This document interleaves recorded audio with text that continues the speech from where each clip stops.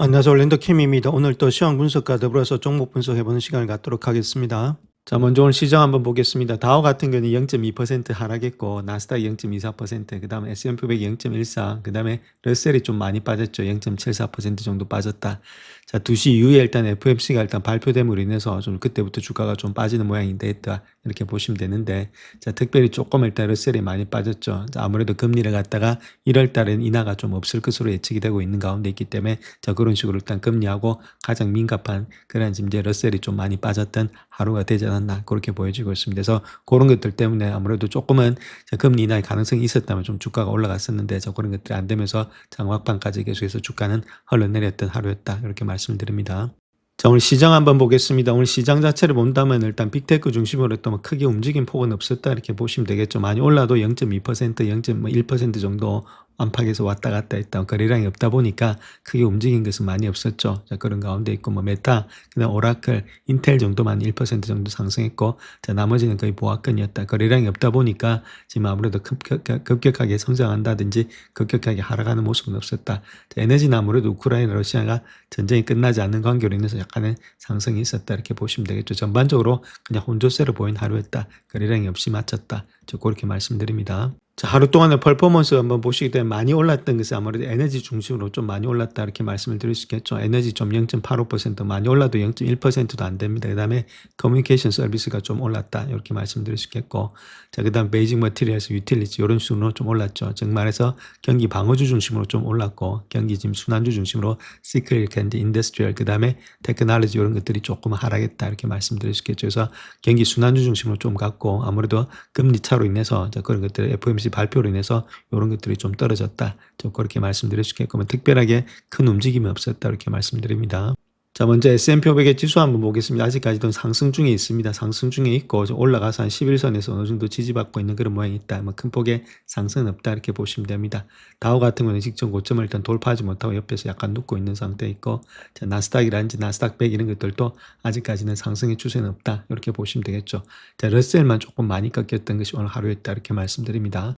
자, 오늘 10년물 금리도 그렇게 일단 움직임이 별로 없었습니다. 0.29% 정도 상승했고, 30년물 역시도 0.17% 정도 상승했다 이렇게 보시면 되겠고, 자, 그다음 비트코인은 약간 일단 보합권에 있으면서 아직까지도 옆으로 눕고 있다 이렇게 보시면 되겠죠. 아직 9만대를 돌파하지 못하면서 왔다 갔다 하는 그런 장세가 되고 있다 이렇게 말씀드릴 수 있겠고, 자, 골드 같은 경우는 약간 눌림목이 되면서 0.4% 상승, 그다음 실버는 좀 많이 상승했죠. 한 6% 정도까지 상승했다 이렇게 보시면 되고, 카펄은 한 3.17%까지 상승했다 이렇게 말씀드릴 수 있겠고, 자, 달러 같은 경우는 아직까지도 98인데 약간 올라오는 모양이다. 만약에 달러 지수가 만약에 좀 올라온다, 100을 돌파한다 그러면은 아무래도 골드라든지 실버 이런 것들은 좀 조심을 해야 된다. 저렇게 말씀을 드립니다. 자, 다음 중간선거가 2020년도까지 상승세를 이어갈 것으로 예상되는 가운데 시장에는 어떤 변동성을 가져올 거냐, 자, 그렇게 이야기하고 있는데 그 내용이 보기 전에 제가 보는 관점 2010년도 있죠. 나중에 뭐 특강을 통해서 한번 말씀을 드릴 건데, 자, 가장 중요한 내용은 뭐 상고하고 상고하자 이런 것들이 있는데, 장 초반 즉 1월 달부터 시작해서 한 1분기 아니면 1분기 반까지 4월 달까지는 주가가 좀 상승되지 않겠는가, 자, 그렇게 보여지고 있고, 자, 그 다음에 일단은 한 4월 달 5월 달부터 시작해서는 좀 주춤거릴 것으로 보여지고 있습니다. 중간선거까지는. 자, 그런 가운데 있고, 그 다음부터는 다시금 중간선거 마친 후에는 다시금 주가는 반등될 것이다 이렇게 보면 되겠죠. 그래서 상고하고인데 계속해서 상승 가운데 있는데 중간에는 조금은 눌림목이 있을 것이다.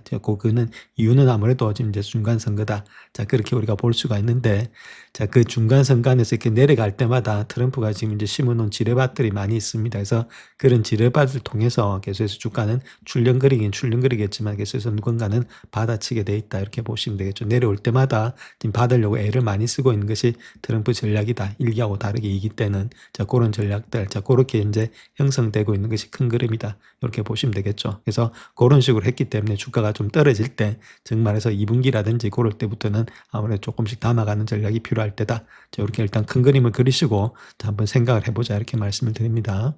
자, 그래서 월가 같은 경우에는 내년 시장 전망에 대해서는 대체로 낙관적이다. 자, 그렇게 말하고 있고 중간선과 이런 긍정적인 전망에 또 변수도 있다는 거겠죠. 그래서 몇 달 동안에 페드의 새 의장의 선출, 그다음에 트럼프의 대통령 관세 합법성 이런 것들에 대한 대부분의 판결, 자, 그로 인해서 여러 가지 불안정성, 자, 그다음 또 의회에서 민주당과 공화당과의 핵심적인 건강보호계획법 ACA 이런 보조금의 연장 문제 그런 것들에 의견 차이가 있을 경우에는 부분적인 셧다운 사태, 자, 그런 것들도 발생 가능성이 있다. 그래서 조금 더 선거 전까지는 여러 가지 시장이 더 큰 혼란도 있다. 그렇게 말하고 있는데 또 월드컵도 있습니다. 제일 중요한 거는 월드컵이 있기 때문에 내수 소비재 이런 것들이 올라갈 수도 있다. 뭐 비자라든지 이런 종목들이 있죠. 이런 것들도 갈 수가 있다. 이런 것들도 한번 생각해 보시고.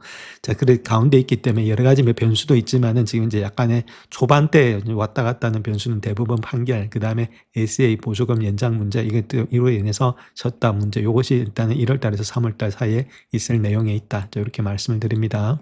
자, 다음 요 차트는 아무래도 S&P 500의 퍼포먼스를 나타낸 건데 대통령하고부터 미드텀이 있죠. 자, 모든 미드텀에 있어서는 한 4.6% 밖에는 지금 이제 아무래도 퍼포먼스가 나타나지 않았다. 자, 그렇게 보고 있고 또 특별히 세컨 미드텀이 있죠. 이때는 일단 두 번 하고 끝나는 겁니다. 이번에 트럼프가 하고 끝나는 거겠죠. 자, 그럴 때는 조금 더 상승세가 두드러졌다. 12.4%까지. 그래서 지금 4.6%보다는 조금 더 올라갈 가능성이 있다. 그래서 아까 말씀드렸듯이 내려오긴 내려오는데 이런 것들과 더불어서 여러 가지 복병들을 내놨기 때문에 주가 자체가 뭐 20% 이런 식으로 시스템하게 주가 자체가 폭락한다. 그렇게 보지는 않겠죠. 그래서 10% 많으면 10% 정도 되지 않겠는가 제가 보는 관점에서는 내려온다 하더라도 그 내려올 때마다 자기가 자산을 갖다가 방어를 해야 되는 표 때문에 이 정도까지는 내려오고 큰 폭이 내려오지는 않을 것으로 예측이 되고 있는 것이 현재 모습이다. 이렇게 말씀을 드리겠습니다. 자, 그다음 또 선수들이 생각하고 있는 것이 이 나라의 정치 지형 자체가 얼마나 양극화되어 있는지를 고려해 볼 때 시장의 잠재적인 변동성을 더욱더 가중시킬 요인이 있다 이렇게 말하고 있죠. 그러니까 지금 뭐 공화당, 민주당 이런 것들이 협력이 안 되는 가운데 있습니다. 자, 그런 가운데 있기 때문에 그런 것들에 인해서 더욱더 일단 시장이 많이 조금은 출렁거릴 수 있다 그렇게 말하고 있고 특별히 4년 임기의 대통령 선거 주기에서 중간 선거가 있는 해는 변동성이 상당히 크다 그렇게 말하고 있죠. 그래서 지수의 평균의 하락폭이 중간 선거 때는 가장 크다 그런 것들 그 시장의 변동성보다는 또 감정적인 변동성이 더 클 것으로 보여지고 있는데 자, 워싱턴이 2025년도에 관세, 법인세, 개인소득세 그리고 지능학적 문제 등 많은 난제를 헤쳐나가야 했는데 자, 아무래도 지금 현재 모습에서 본다면은 이러한 정책들이 어떤 영향을 미칠지는 중간 선거에서 드러나기 시작할 거다. 자, 그렇게 이야기를 하고 있습니다.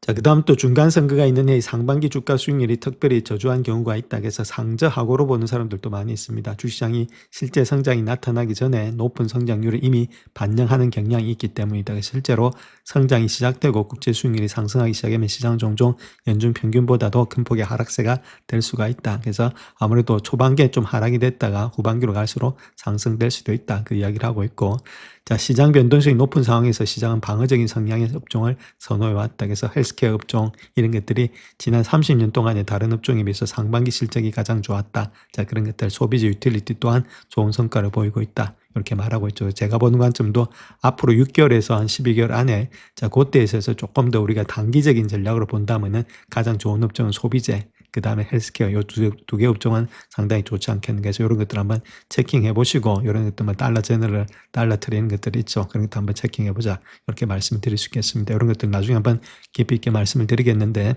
자, 가장 중요한 것은 제가 보는 관점에서는 더욱더 일단 지금 이제 AI를 놓치지 말고 이런 것들은 일부 어느 정도의 포트면 10% 이런 것만 갖고 가는 것이 이렇다고 해서 AI가 꺾이는 건 아니다. 자, 그렇게 말씀드릴 수 있겠죠.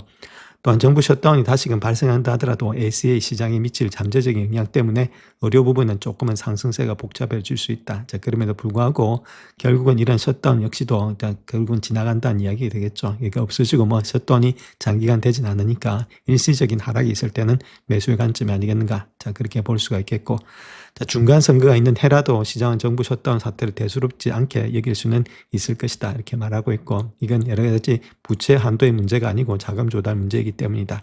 그렇게 말하고 있죠. 그래서 단순히 어떤 예산이 배정될지 아니면 자금 배분의 방식이 결정하는 과정일 뿐이다. 이렇게 말하고 있습니다. 그래서 반면에 부채 한도 같은 것들은 신용평가기관의 국가 신용 등급의 하락으로 이어질 수 있다. 그래서 역사적으로 시장을 불안하게 만든 요소는 이런 거다. 뭐 부채는 항상 일단 이야기를 해왔는데 자, 갑자기 또 이런 것들이 한 번씩 발작이 일어날 때는 좀 조심을 해야 된다. 그 이야기를 하고 있습니다. 자, 그렇다면 언제가 최적이냐, 언제가 우리가 일단 매수를 해야 되냐, 그렇게 했을 때는 가장 중요한 것은 3분기 동안 발생한다는 겁니다. 시장이 가장 많이 압력을 받는 부분이 중간 선거가 있는 해에서는 자, 그렇게 보시면 되는데, 특별히 선거가 끝난 후에 의회 구성이 어떻게 바뀔지에 대한 불확실 때문에 3분기 때가 3Q 때 있죠. 요때가 상당히 불안하다. 그래서 요때가 저점이 될 가능성이 많이 있다. 그 이야기를 하고 있고, 그래서 2020년도 마지막 분기부터는 상황이 반전되기 시작될 수도 있다. 이렇게 말하고 있죠. 그때부터는 주가는 반등될 수도 있다.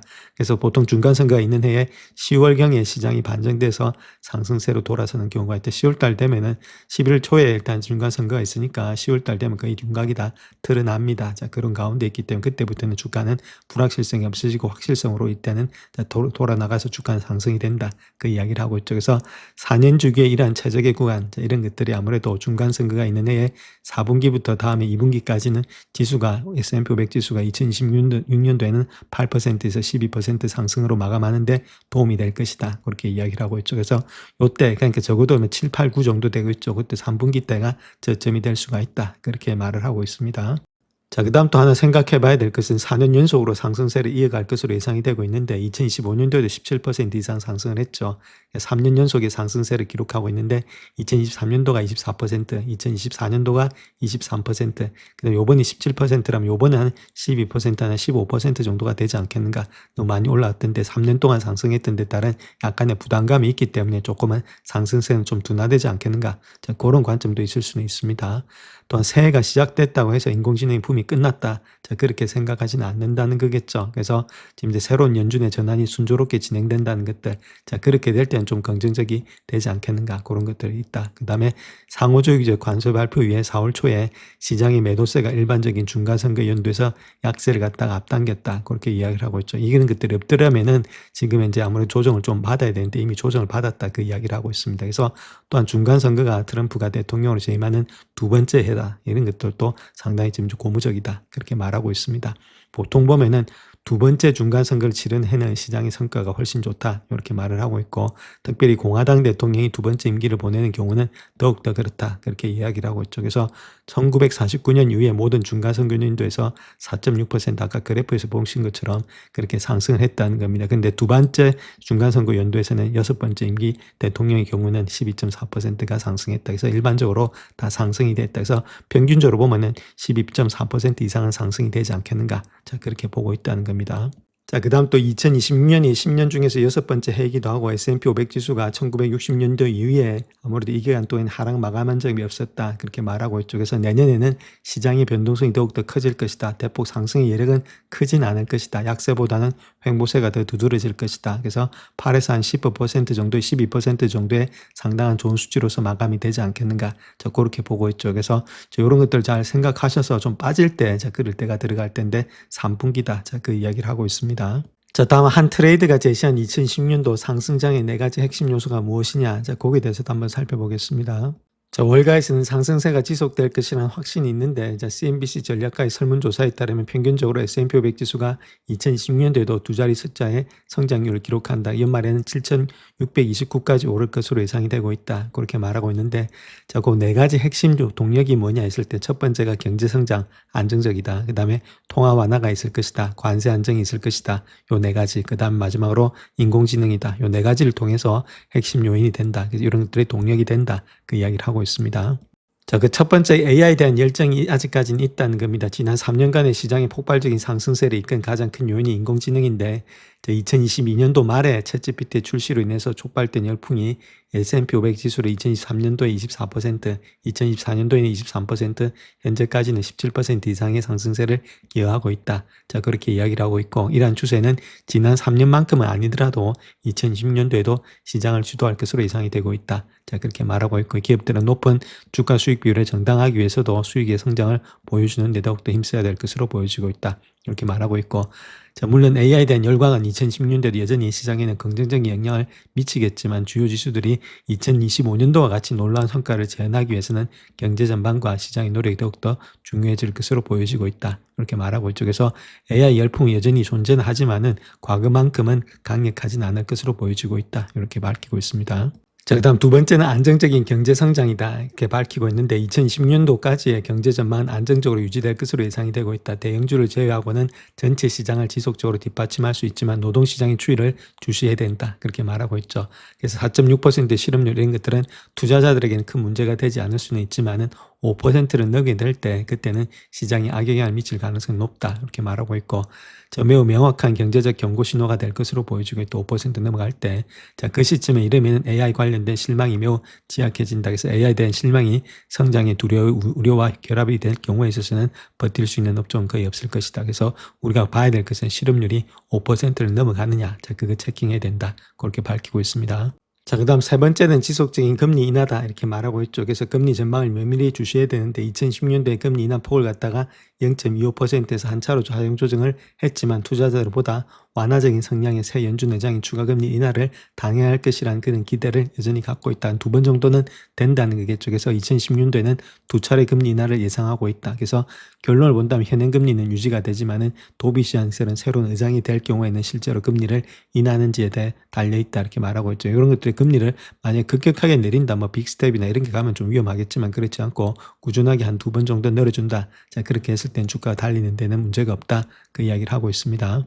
자, 마지막으로는 관세의 명확성이다 이렇게 보시면 되는데 2025년도 증시는 관세의 우려를 극복했지만 내년 초에 대부분의 트럼프 행정부의 관세 부과의 합법성 판결로 인해서 이러한 우려가 다시금 불거질 전망이 있다. 그렇게 말하고 있고 이번 판결은 관세 환급이나 다른 경로를 통해서 관세 재부과 등에 대한 막대한 파급 효과를 가져올 수 있다. 그렇게 말을 하고 있죠. 게다가 이로 인해서 채권의 수익률이 급등되면서 10년 만기 국채 수익률이 4.5%를 넘어서게 되면 시장에는 좀 악영향이 되고 있다. 이렇게 말하고 있습니다. 결론을 본다면은 여전히 제자리에 있지만은 2010년대는 초에 조금은 송산될 위험이 있다. 그렇게 밝히고 있습니다. 그래서 전반적으로 일단 시장 자체에서 다른 것보다는 금리가 큰 폭으로 갑자기 내려오는지 그런 것들, 그다음 10년물 금리가 4.5%를 넘어서게 되는지 그거는 체킹을 하자 그렇게 밝히고 있습니다. 자, 그다음 또 2020년도에 IPO 일단 캔디데이트 있죠. 후보자들이 많이 포진돼 있다는 겁니다. 즉 말해서 이런 자산 시장이 가지 않으면은 IPO를 할 수가 없습니다. 그래서 버블이 있을 가능성이 상당히 많이 있다. 자, 그렇게 보시면 되는데 2024년도에서 5년도를 본다면은 878빌리언 정도 되고 있죠. 이보다 훨씬 더 많이 늘어나지 않겠는가 해서 1빌리언 이상이 되고 있는 것들이 오픈AI, 엔트로피, 데이터브리스, 스페이스X 뭐 이런 것들이 있죠. 자, 거기다 또 200밀리언 이상 되는 것들도 아무래도 이게 연간 반복 매출입니다. 그래서 퍼블렉시티 이런 것들도 있다. 그래서 상당히 많이 지금 현재 AI 일단 컴퍼니들이 IPO 하려고 준비 중에 있다. 자, 그렇다면 아무래도 시장이 좋아야 하니까 시장이 좋을 가능성이 있지 않겠는가. 자, 그렇게 볼 수가 있겠습니다. 자, 다음 옵션 시장이 하루 동안에 지금 이제 일일 거래 대금을 본다 하더라도 6천만 건이 넘어가고 있죠. 시장이 조금은 과열이 됐다 이렇게 보시면 되겠죠. 그 다음에 2024년도를 본다 하더라도 한 지금 이제 5천만 건도 안 되는데 한 1천만 건이 늘어났다는 겁니다. 1년 동안에. 그 다음에 2020년도 팬데믹 때보다도 한 2배 정도가 증가되고 있다. 그래서 상당히 많이 옵션 쪽에 몰려있다. 옵션은 이건 아무래도 레버리지 거래를 많이 하고 있다. 그 뜻이 되겠죠. 그래서 이런 것들을 통해서 아무래도 단기 고점은 또 될 수 있다. 자, 그렇게도 이야기를 할 수가 있습니다.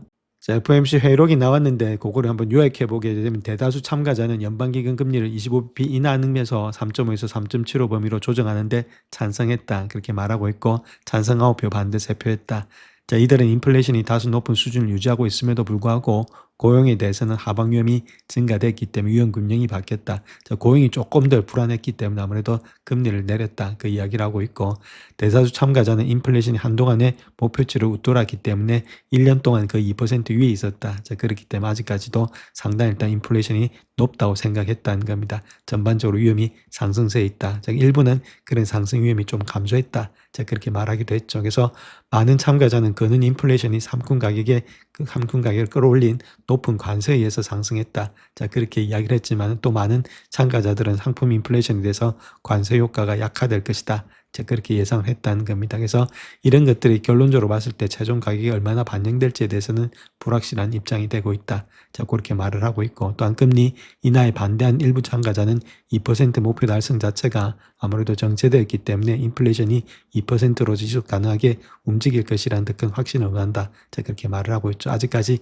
인플레이션에 대한 확신은 없었다. 그 이야기를 하고 있습니다. 자, 또한 인플레이션이 적시의 목표치로 돌아오지 않으면 장기적으로 기대치가 상승할 수 있다. 이렇게 경고를 했다는 거죠. 그래서 자신들의 경제 전망에 비춰볼 때는 12월에 금리 인하 이후에는 시차를 두고 인플레이션에 대해서 확신을 얻기 위해서 일정 기간 동안 금리를 동결하는 것이 적절하다 이렇게 밝히고 있습니다. 그렇다면 아무래도 지금 초반에 한 번에 금리 인하는 조금 힘들지 않겠는가, 자 그렇게 말할 수 있겠죠. 그래서 아무래도 지속적으로 본다면 경색되고 레포는 높은 수준에서 변동성이 크다, 자 그렇게 판단했기 때문에 지급준비금은 충분한 범위 내에 있다고 평가했다. 따라서 충분한 지급준비금의 공급을 유지하기 위해서는 단기국채 매입을 시작했고 금리 통제를 지원하기 위해서 레포 거래도 총 한도를 갖다 해제했다. 자 그렇게 말하고 있죠. 그래서 유동성을 계속해서 공급을 한다. 자 그 이야기를 하고 있습니다. 자 결론적으로 이걸 통해서 봤을 때는 우리가 아무래도 금리를 갖다 쉽게 그렇게 한번 인하하기가 쉽지가 않다. 자 그런 결론을 내릴 수가 있겠습니다. 자, 그래서 현재 패드와치를 본다면 1월 달에는 거의 일단 동결이 확실시 되고 있습니다. 83% 정도 동결될 것으로 예상이 되고 있고 3월 달에도 한 49%나 동결될 거다. 그 다음에 4월 달 같은 경우에는 45%, 그 다음에 연준이 새로운 의장이 취임한 후부터는 조금 일단은 아무래도 한 번에 하락이 있지 않겠는가, 그렇게 보여지고 있죠. 이런 것들 때문에 주가 자체가 그렇게 현재 모습에서 많이 지금 올라가지 못하는 모양이 있었다 이렇게 말씀드립니다. 자, 다음 요 차트를 보면서 요 세 가지를 한번 비교해 보겠습니다. 구글하고 그다음 마소하고 지금 현재 AWS 있죠. 아마존하고 요 세 가지. 물론 오픈AI 뭐 엔트로픽 이런 것들도 있는데 뭐 이거보다는 요 세 가지만 놓고 비교해 보면 충분히 알 수가 있으니까, 그래서 요 네 가지 분야들 애플리케이션, 그다음 모델, 인프라스트럭처, 실리콘 네 가지를 통해서 비교해 보겠다 해서 요 파란색 있죠. 좀 강하다 보시면 되겠고, 그다음 노란색 요건 중간, 그다음 빨간색은 약하다 이렇게 보시면 되는데, 자 구글하고 지금 이제 마소, 그다음 아마존을 봤을 때 지금 이제 애플리케이션 있죠. 이건 AI 설치라든지 제미나이 앱 이런 것들이 훨씬 더 코파일럿이라든지 키로 아마존 이런 것보다는 강하죠. 자 그런 가운데 있고 애플리케이션이 강하다는 겁니다. 그다음 모델 같은 경우는 제미나이가 훨씬 더 강하죠. 오픈AI라든지 뭐 노바 이런 것들 아직까지 잽이 안 되는 거고 오픈AI보다도 좀 강하다는 겁니다. 인프라스트럭처는 뭐 GCP라든지 애슈얼, 그다음에 AWS 이런 것들은 잘 나가니까 거의 비슷하다 이렇게 보시면 되겠고, 그다음 실리콘에서는 TPU, 그다음에 마야 100보다는 훨씬 더 강하죠. 그다음 트레미움 이런 것들은 좀 비슷하다. 그래서 전반적으로 봤을 때 구글이 지금 마소라든지 AWS보다 훨씬 더 강한 가운데 있다. 이 네 가지 측면에서 봤을 때, 자 그러니까 아무래도 우리가 이런 것들은 계속해서 들고 가야 되는 입장이 있다 이렇게 말씀을 드립니다.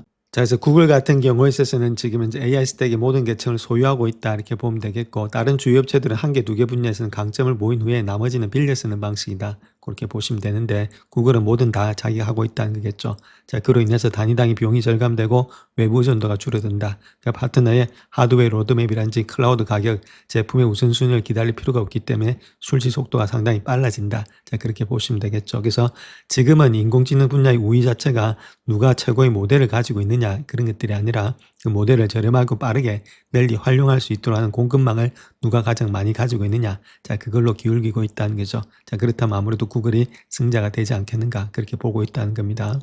오늘 소프트뱅크가 마감 시간에 맞춰서 오픈AI에 대해서 400억 달러를 투자했다 이렇게 말하고 있죠. 역사상 최대 규모의 비공개 투자가 되고 있다 이렇게 말하고 있는데, 아무래도 손 회장이 엔비디아 지분을 전량 매각했고 T모빌의 투자금 92억 달러를 처분했다. 아음의 지분을 담보로 잡았다는 겁니다. 자 그로 인해서 자원을 총동원한 것이다. 출구 전략은 없다. 빠져나올 구멍은 없는데 과연 잘 될 것이냐. 자 그것이 현재로서는 관건이라는 겁니다.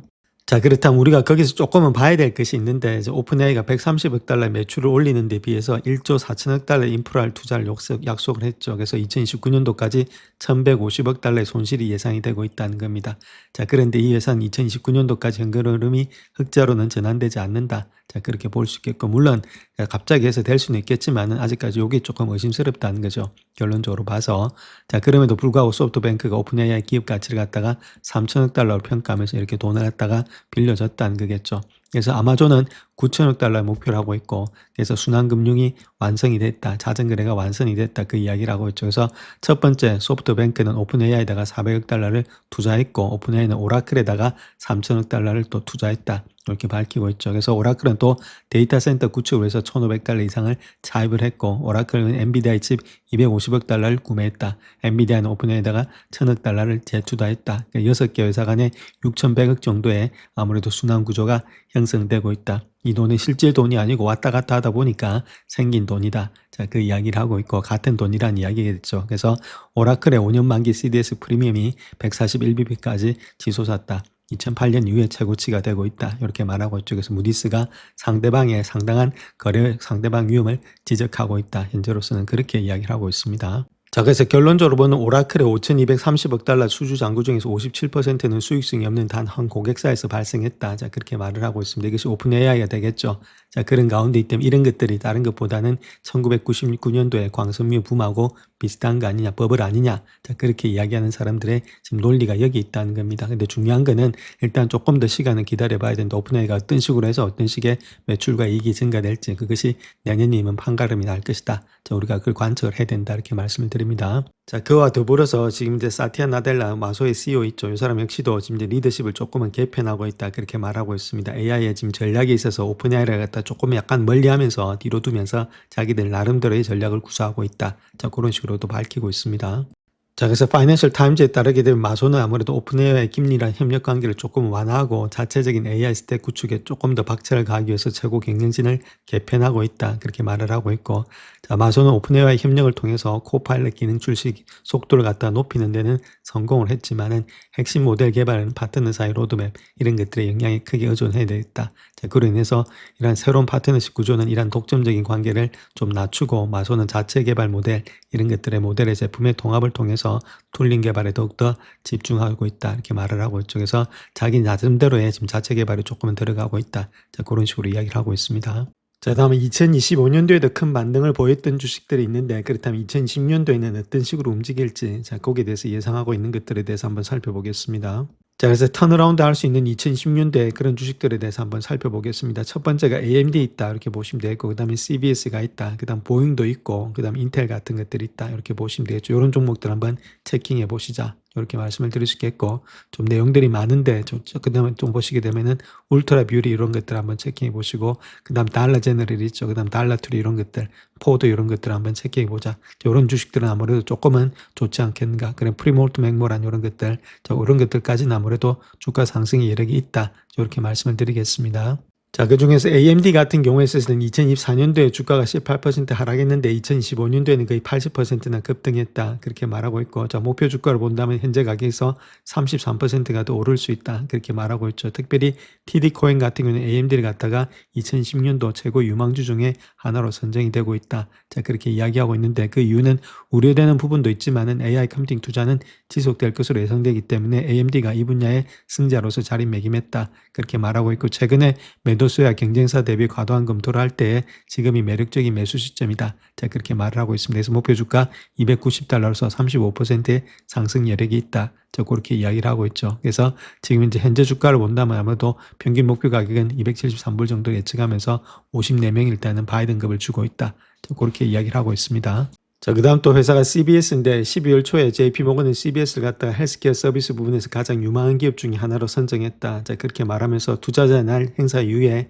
2010년도까지 CBS에 대해서 긍정적인 전망을 유지하고 있다. 자, 그렇게 말하면서 2025년도와 2010년도의 실적 전반치를 상향 조정하거나 예상보다 양호한 결과를 제시했다. 2018년도까지의 조정된 주당 CPS가 연평균 10% 중반으로서 성장할 것으로 예상이 되고 있다. 자, 그렇게 밝히고 있고, 자, 또한 CBS가 2027년도에는 케어마크의 성장세가 정상화될 것이라고 전망한 점 이런 것들도 고무적이다. 그렇게 말하고 있죠. 그 고객을 인수 기반 모델로 전환한 과정에서 진전을 보인 것이며 경영진이 시장 평균 이상의 성과를 낼 수 있는 기회를 제공하고 있기 때문에 향후 성장 잠재력이 크다고 판단했기 때문이다. 자, 그렇게 말하고 있습니다. 그래서 아무리 목표 주가를 101달러로서 지금보다도 26%가 높은 수준에서 거래될 것이다. 자, 그렇게 이야기를 하고 있습니다. 그래서 CBS 같은 경우는 지금 이제 29명이 바이든급을 주고 있다. 이렇게 말하고 있고 105불 정도가 최고 목표가인데 평균 단가를 본다면 93불 정도는 갈 수 있다. 자, 그렇게 이야기를 하고 있습니다. 영상을 끝까지 시청해 주셔서 감사합니다. 영상이 도움이 되셨다면 구독과 좋아요 부탁드립니다. 감사합니다.